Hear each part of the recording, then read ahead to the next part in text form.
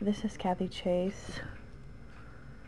I wanted to talk some more about my life in recent years. As I said, it started around 2005, just simply getting kicked out of a chat room called Name That Tune. I was told because my jokes sucked, or they were stupid or whatever. Back then in 2005, as people know, or are aware, I didn't have that much fame. Obviously, only some local people and some famous people knew who I was back then.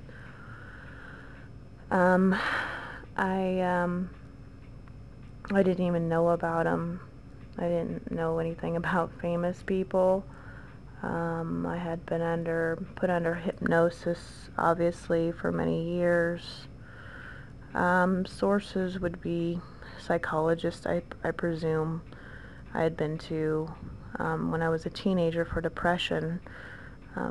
People had done that, I guess, to keep me from finding out things and to keep me from finding out what was in my body, I guess. I don't know.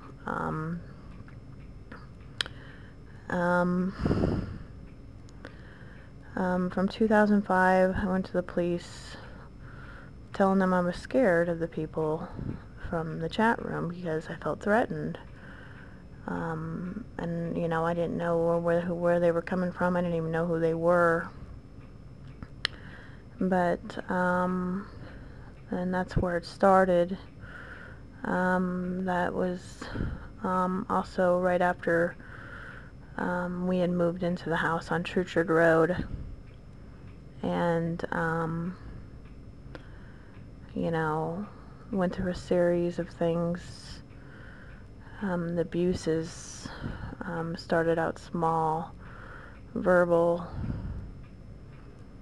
and then physical prevailed later on. I remember rushing my son, Sean, to the hospital, having breathing difficulties. There was talks in the chat room, it was in the cribbage room, about poison rugs in the Truchard home. I don't know if those carpets have been taken out of that house. I had even written to the EPA about those carpets. That was in the Christmas text of December 2004, I believe, in which I had copied and pasted and put online from the cribbage rooms in MSN chat.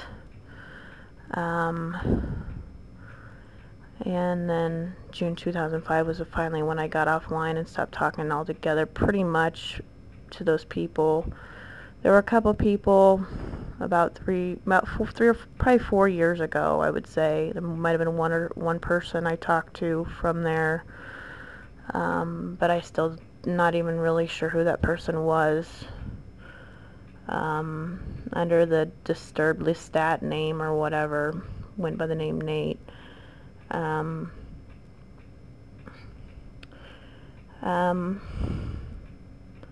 My life has been extremely traumatic and extremely scary. And, as I said, it came out of nowhere. I thought I had a very simple, quiet, private life. In 2005, they had mentioned something about cameras in the home or something like that. And that's when I started getting suspicious and getting scared and wondering what the heck was going on.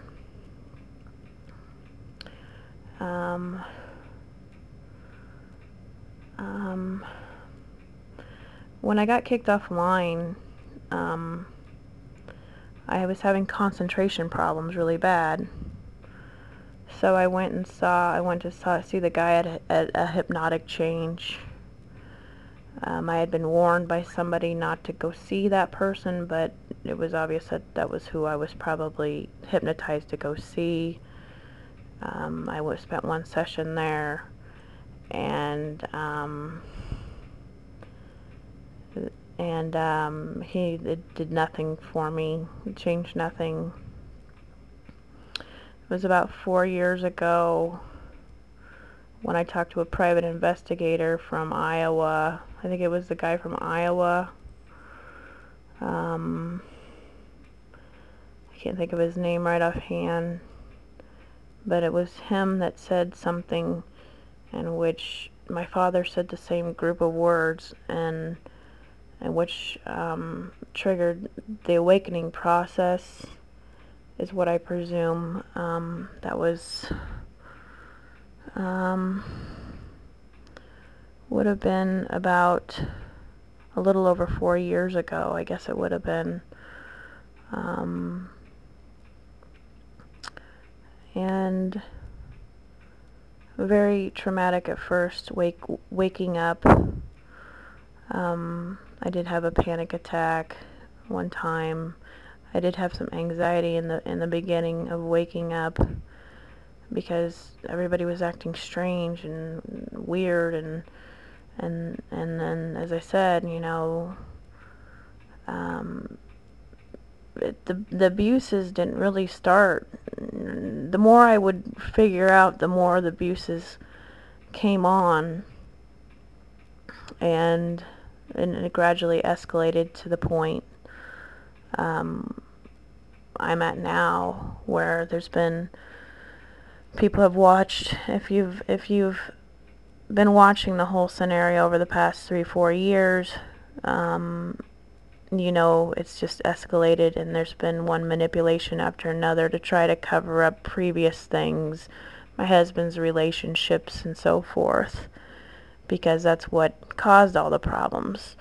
There was no legal reason for people to bother me, because nobody, from the time I was online, back in Yahoo Chat, from around 2000, I think it was fall 2001, I want to say, to June of 2005, and most of the public, from what I'm aware of, which initiated the web thing, most of the public did not know who I was. It was the only people that knew who I was were the people who knew who I was before I got online.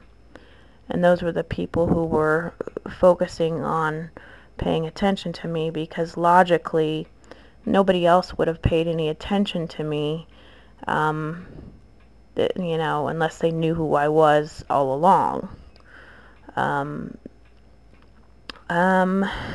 As the attack started in the past recent years, I'd say, you know, mostly from the time I started waking up, and then they escalated to now. Nobody, I don't think the general public knew who I was, because after 2005, I'd drive around, nobody knew who I was, nobody recognized me. Now I have fame here where there's not a single person probably in Lincoln who doesn't know who I am. Kids know who I am. Pretty much everybody knows who I am.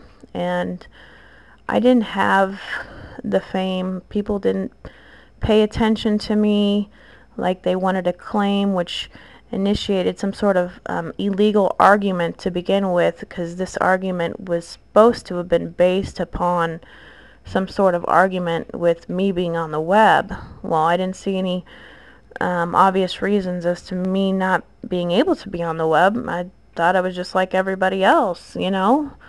And government never contacted me, and they still haven't up until today. So the original argument was just to antagonize and corrupt the point that you have the manipulations of today. And I presume when, you know, you see the years, my husband's age, and certain events that have occurred in the past 4 years, it's because they wanted to do certain things that were talked about in music from the 70s up until now. I don't know if there are rock stars that would really want to comment on it, but I know they have used the wall locally as an excuse. The wall is about communism and dictatorship, and I'm not going to get into any more detail than that, but for those who have not seen the movie The Wall or haven't listened to The Wall,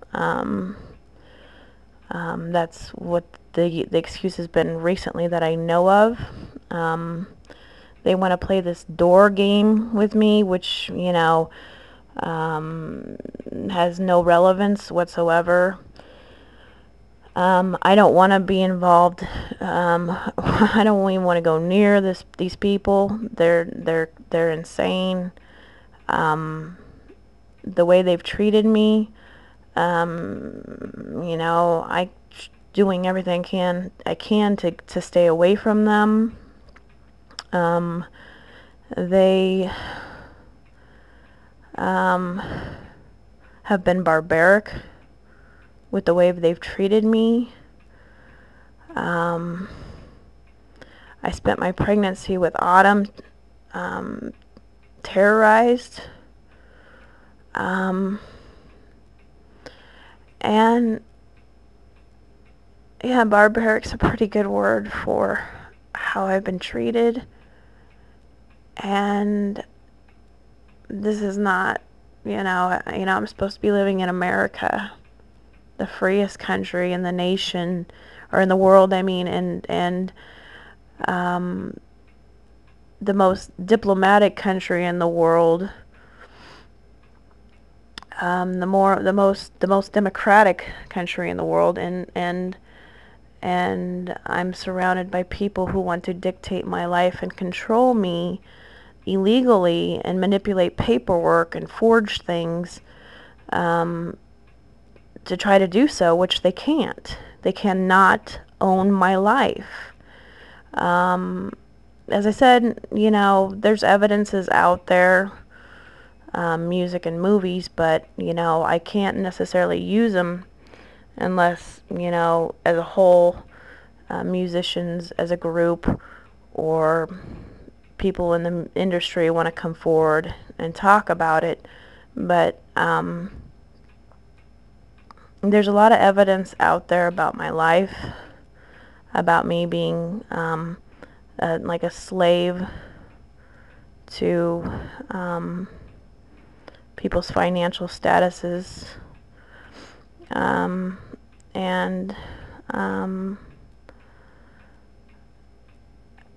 I don't understand why. We're supposed to be living in a modern society where people are supposed to care about one another. We are supposed to be psychologically stable. We're not supposed to be a repressed society. I feel as if I've been living in a prison, and they keep doing more and more and more to try to entrap me into a smaller, confined area, limiting my financial status. With the fame, they think they can control my social life and have rights to my social life, which they have none. That's all communism. That's you can't control a person's life, a person's personal life. You cannot place your religious beliefs with RFID onto an unwilling person. I am an unwilling person who did not want to participate in, what they want to say, the wall. I didn't want to participate, and what I see now is them wanting to use me as some sort of vice to expose certain things in which I hold no liabilities for, because to me all I did was, for some reason, I went in a certain order of uncovering evidence of how things were placed, or how they were done, how they were planned, sequentially. And I don't know how I've done that sequentially. I've read things online that I'm awake by design, or I uncover things by design, meaning I do things in sequence as I'm supposed to be doing. I don't know by who or who's doing it, or how it's done, or or where the source is, or how that works. But I do know, to me it's obvious, the way I've uncovered things. I'll think of something, and then it leads to another thing, and it goes right in sequence with the day-to-day events in which I've uncovered facts and things surrounding my life. And you know, my life's been very, very traumatic. I can't imagine why they would want to do this to somebody, put them in such a scenario in which a person would be so desperate for help, basically beg for help. All this time went by from 2005 to now, where I gradually got attacked more as I was waking up and realizing one thing, then another, and then another. And, as I said, the attacks escalated on me to the point where the reason why they were attacking me is because they were trying to, protect themselves, and they were worried, and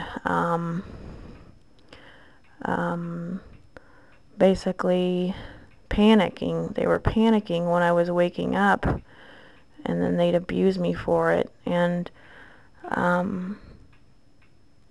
what I don't understand is, I've been in contact with government. Well, I know it's not, government can't do this to people. And I know other people that are employed for the government cannot do this to people. As far as involvement there, it's obvious that there has to be. Otherwise, I would have had help a long time ago, because I talked about liabilities. I talked about, I said pretty much everything a person can say to eliminate red tape, to stop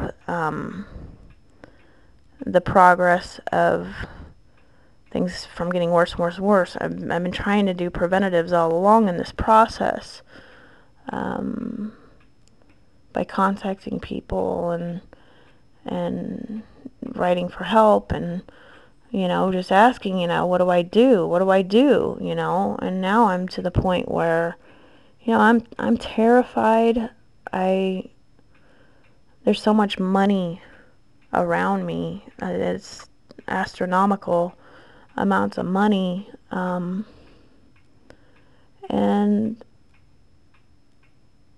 I don't understand as to why, with all that money around, why is it so difficult to just, help me out just enough so I can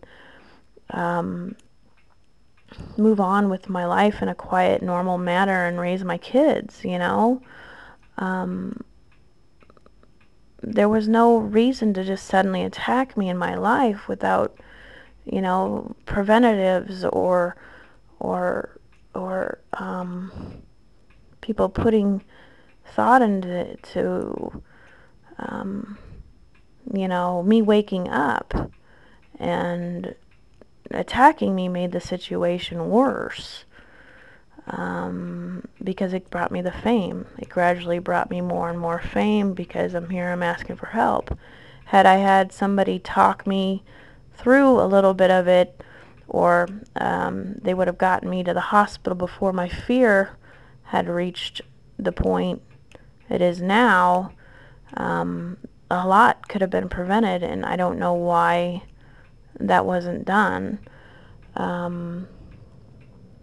There's nothing wrong with me in which would take less than a few minor surgeries to work the issue out. And I'm just, I'm floored. That's another phrase or another saying to be, I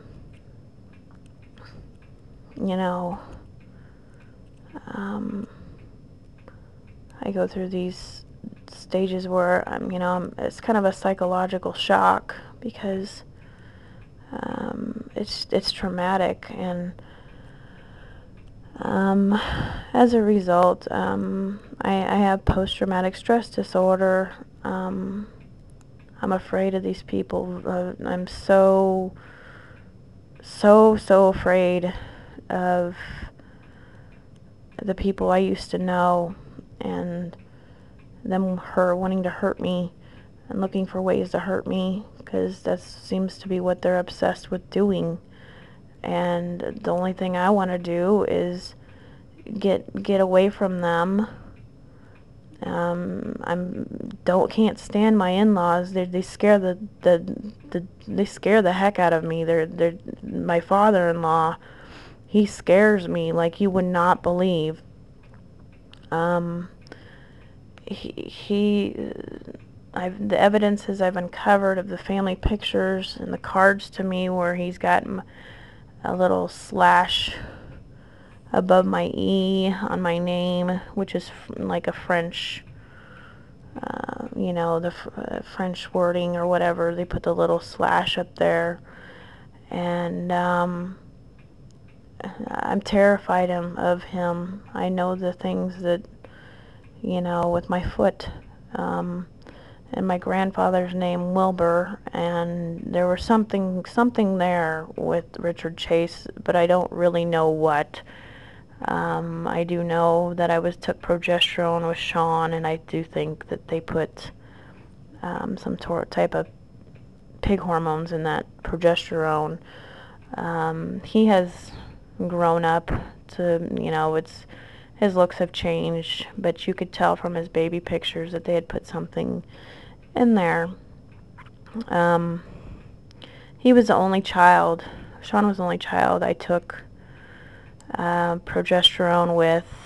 I took it to maintain pregnancy because I had toxemia preeclampsia with Amber, my firstborn, and she was born at 32 weeks.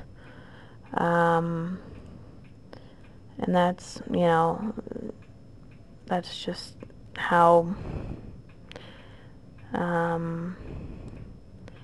I think there were people that were bitter about Amber being born. I got pregnant out of wedlock, but that was after Rob and I had dated for 3.5 years.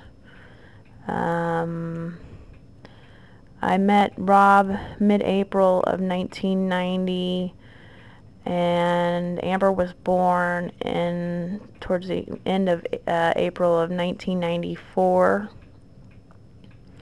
She was born premature at 32 weeks, as I said, and she was 3 pounds, 3.4 ounces, and was emergency C-section at 2:50 a.m.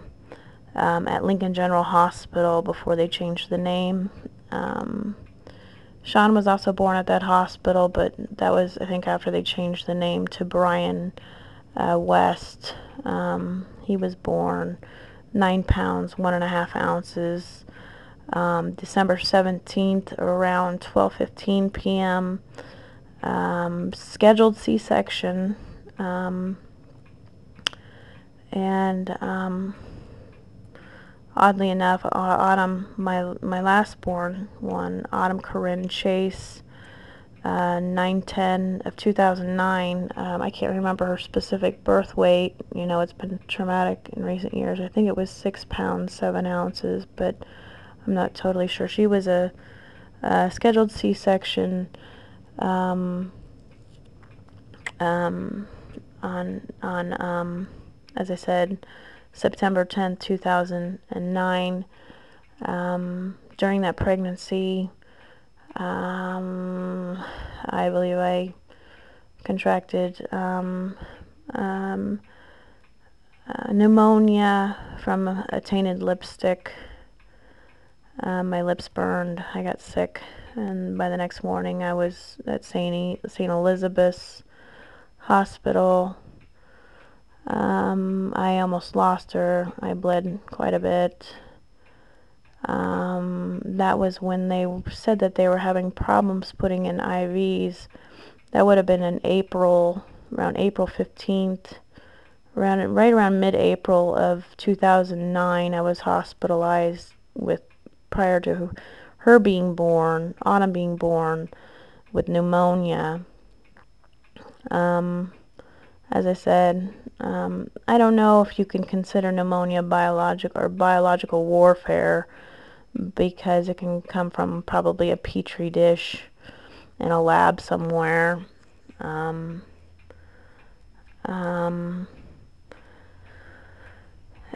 I guess they wanted to give me post-traumatic stress disorder with this whole trip thing with the mushroom canisters, and you have flashbacks with LSD and flashbacks with post-traumatic stress disorder. They have, taunted me with being military, and basically, I guess that was one reason why they wanted to do this. I don't know, something about Agent Orange, but Agent Orange is a biological warfare. I'm not an agent of any type. I'm not military of any type. I have no idea the contents, the full amount of contents in my body that are not supposed to be there, but I do know that some have helped me survive. So there's somebody somewhere along the line knew I was going to be in trouble, and I believe they gave me the tool or that's kind of what I'm thinking right now, is somebody gave me some help somehow, to give me some help, because I'm all alone, and people there must have been somebody out there. I don't know who. I'm not stating who. I'm definitely not saying it's an agency, but I'm saying it's somebody's looking out for me somewhere, and I appreciate it very much.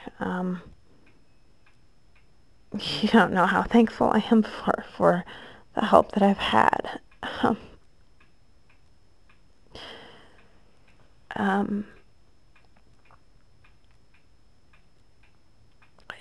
It's very frustrating for me, as American as I am, to be put into such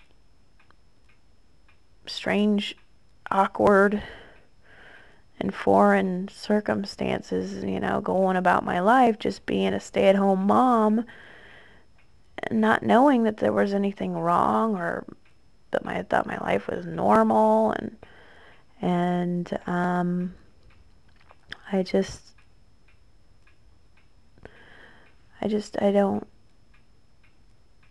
don't know. my surroundings are extremely terrifying, and I feel enclosed in to the point where, I feel like I'm like this one person, and I'm surrounded in this little community of Lincoln, Nebraska, a population of about 250,000 people, 225, something like that, 225,000 people, in which, I see sane people. They know, they're concerned. You can see it on their face. You know that they know, and some of these people knew in advance that what these other people had planned. And there are people out there in this community that I'm very thankful for, that are sane, and they are concerned, and they know that this is a very serious situation. And I just want a normal life like everybody else does. And the fame was part of the sabotage, and they want to try to use my feelings, and they've used all these triangle rainbow charts, the hierarchy of needs, Maslow's, and psychology, the basic needs for human survival. They've used the food chart, which is another pyramid, rainbow, or the rainbow pyramid, and I don't know what else is there. There's the gay pride thing. Well, a lot of these people are bisexual or gay, and my husband, I don't know. Anyways, people are aware of that situation. Whatever he does, I always thought he was,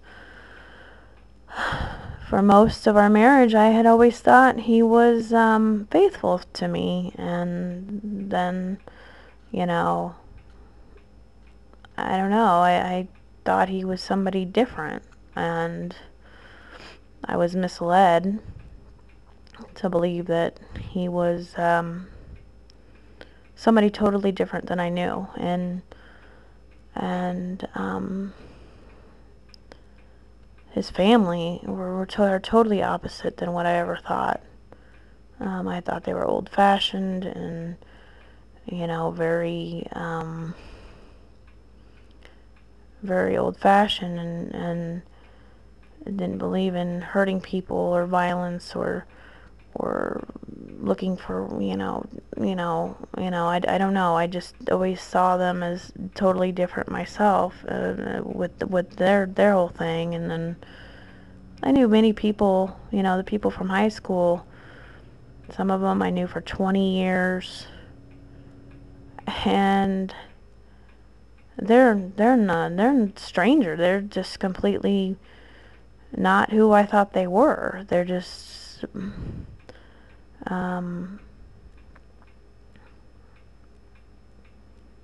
I can't believe that, I was married, knew Rob since 1990. All that time went by, and nothing. He was the one I put all my trust into and confided in everything to. I thought, if there was something wrong, he would have told me, or at least protected me, or